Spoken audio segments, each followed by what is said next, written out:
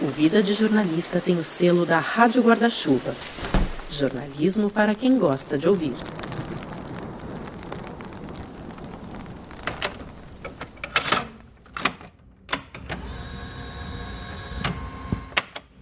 Rodrigo Alves e essa é a série... Oi, tudo bem? Eu sou o Rodrigo Alves e essa é a série que encerra a segunda temporada do Vida de Jornalista. Aqui você vai saber como são feitos alguns dos melhores podcasts de jornalismo do país. No episódio de hoje, História Preta.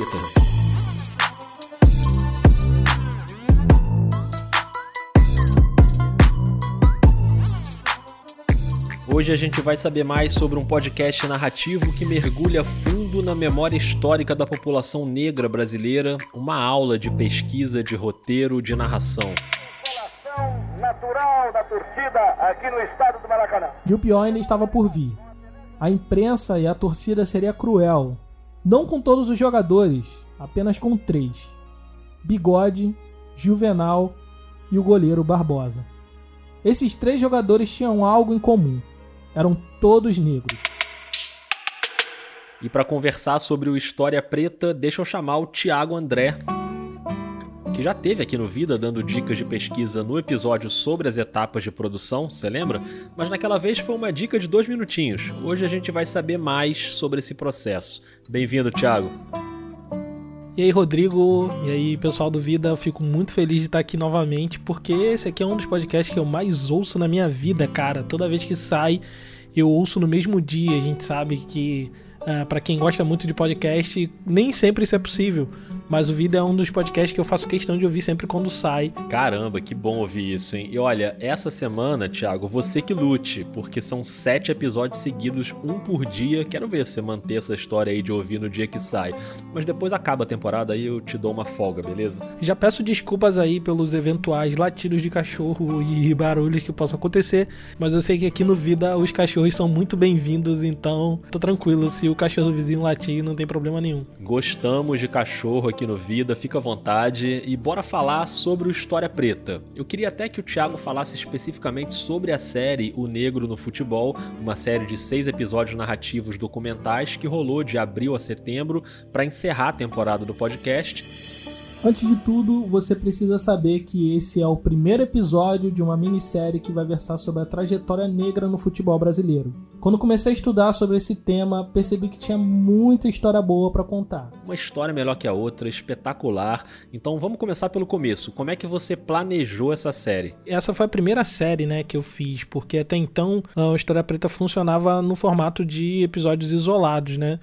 Só que quando veio a questão para mim de eu fazer um episódio sobre o negro no futebol, eu percebi que tinha muita coisa para falar, e aí eu fui lá na minha comunidade de ouvintes, né, no grupo que a gente tem no Telegram, e aí eu fui perguntar pra galera se era interessante a gente fazer uma série. Olha aí, primeira anotação do dia para quem produz podcast: escute a sua comunidade de ouvintes. E a galera foi muito receptiva lá, então eu resolvi fazer essa série. E aí, como é que foi a escolha dos temas para os episódios? Eu tinha mais ou menos em mente o que eu queria falar e estava muito pautado num cronograma parecido com o que é o livro do Mário Filho, né, O Negro no Futebol do Brasil. Nessa temporada o futebol é o fio condutor, mas a gente fala de diversos assuntos distintos, né? Então rolou da gente falar sobre a questão dos jogadores negros se posicionarem ou não politicamente, pauta que foi levantada justamente pelo momento que a gente estava vivendo naquele período, que era a questão dos protestos do Black Lives Matter lá nos Estados Unidos e das vidas negras importam aqui no Brasil. Especially in the black community, because we've seen this over and over and over,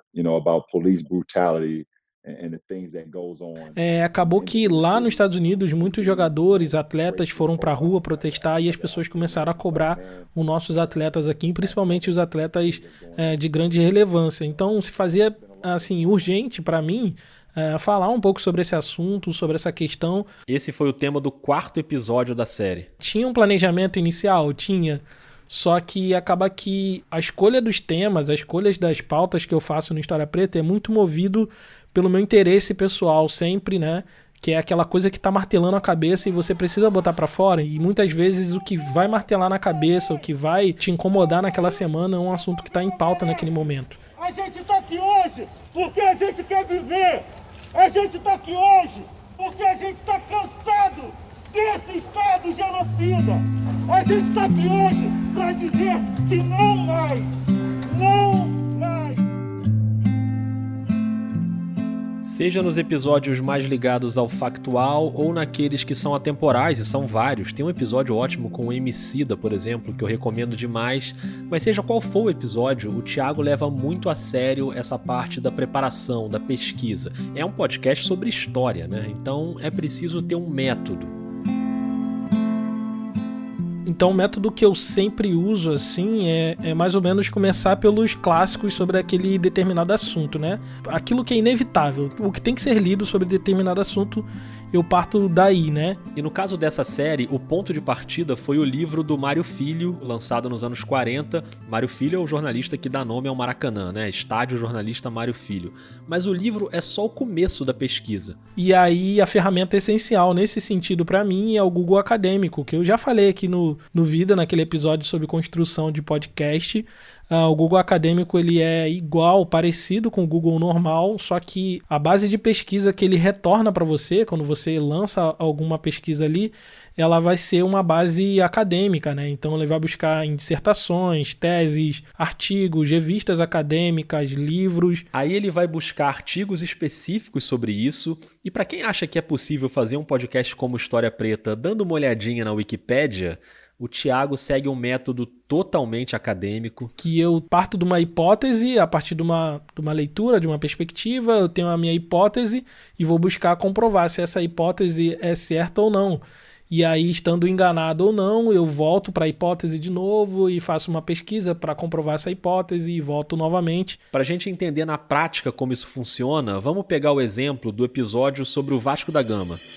Os clubes de regatas sabiam que uma hora ou outra, se quisessem sobreviver, precisariam se render aos deuses do futebol e montar suas equipes do esporte mais popular da cidade. Por isso foi inevitável que um dos clubes de regatas mais respeitados da cidade, oriundo das colônias portuguesas, acabasse por fim formando também sua equipe de futebol.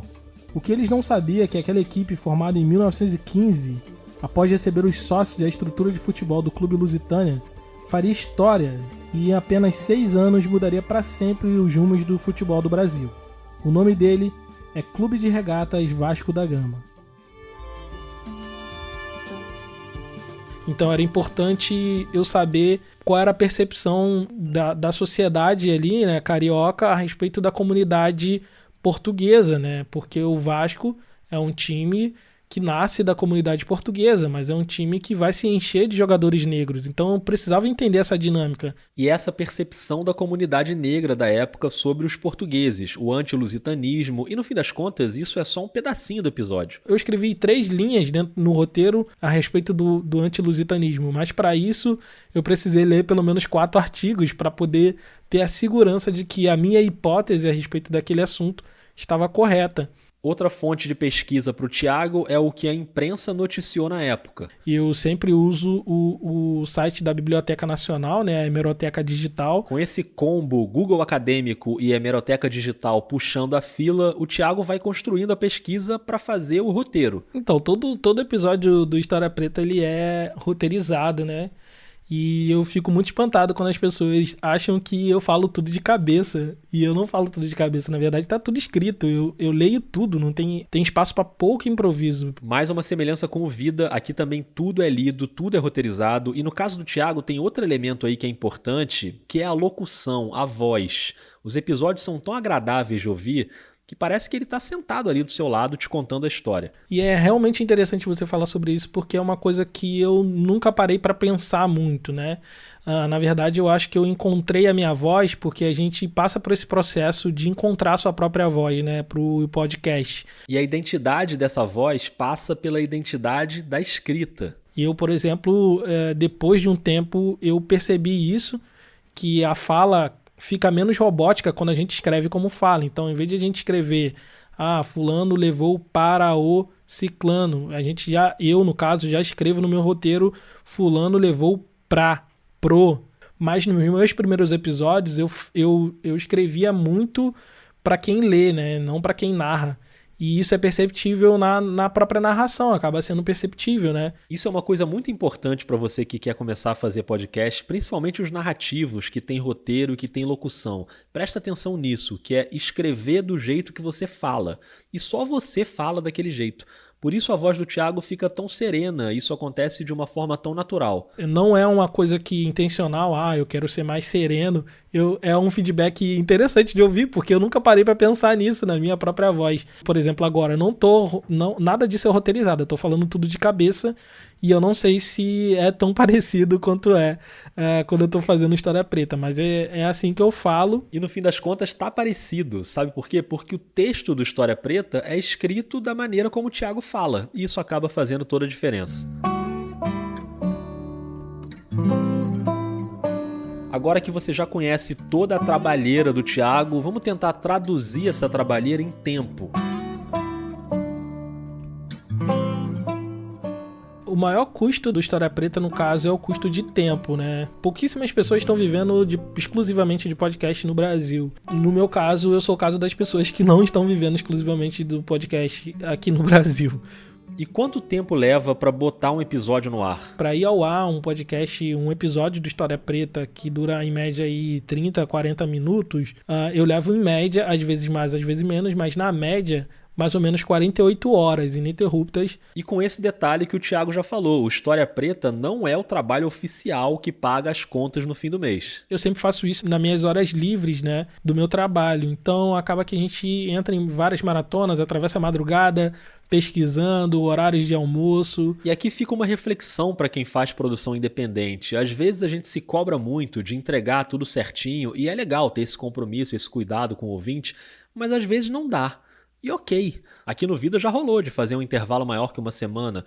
É comum, é normal. E no História Preta também rola. A ideia é manter a periodicidade certinha. Mas eu entendo que às vezes histórias precisam de tempo para maturar e isso vai levar mais do que uma semana para ser produzido, né? Pois é, tempo é dinheiro, mas dinheiro também é dinheiro, né? E o Thiago precisa de um rigor histórico na produção dele que custa caro. Bons livros de história têm o costume de ser bem caro. Então o meu gasto acaba sendo muito elevado na parte de livros. E em software também, eu uso 2 softwares pagos aqui para fazer a captação e edição de áudio. Eu faço a edição no Adobe Premiere. Agora é que eu me senti acolhido mesmo, porque eu também edito no Premiere e o povo sempre pergunta, mas por quê? É um editor de vídeo. Eu sei que é um editor de vídeo.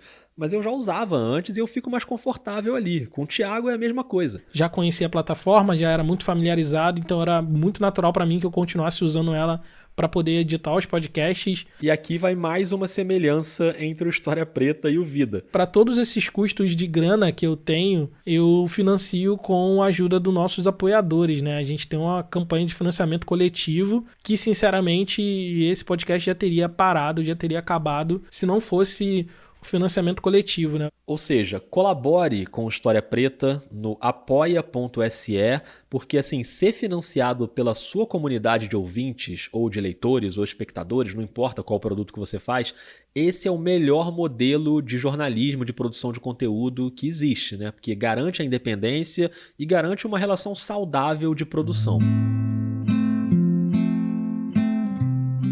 Bom, então termino agradecendo aí mais uma vez por me deixar vir aqui no Vida, que é um dos podcasts que eu mais gosto, para falar sobre o que eu mais gosto de fazer também, que é podcast e pesquisa histórica, cara. Juntei essas duas coisas e eu agradeço o Vida por isso. Imagina, Thiago, eu que te agradeço, parabéns pelo História Preta. E você que tá ouvindo, gostou do episódio? Tá gostando da série sobre os podcasts? Me diz o que você tá achando no Twitter e no Instagram, @vida_jornalista, ou manda um e-mail no podcast vidadejornalista@gmail.com. Se você cogita apoiar a produção do Vida, dá uma olhada nos planos mensais lá no Catarse ou no PicPay. E a série continua, um episódio por dia, amanhã um episódio coletivo, com histórias de bastidores de podcasts da Rádio Guarda-Chuva. recentemente uma convidada falou assim: gente, eu tô ouvindo uma flauta, vocês estão ouvindo? Morei lá num puxadinho, que era o entreposto da limpeza. Saí perguntando pra Deus e todo mundo se alguém conhecia alguém que tinha uma arma que pudesse me deixar dar uns tiros por aí.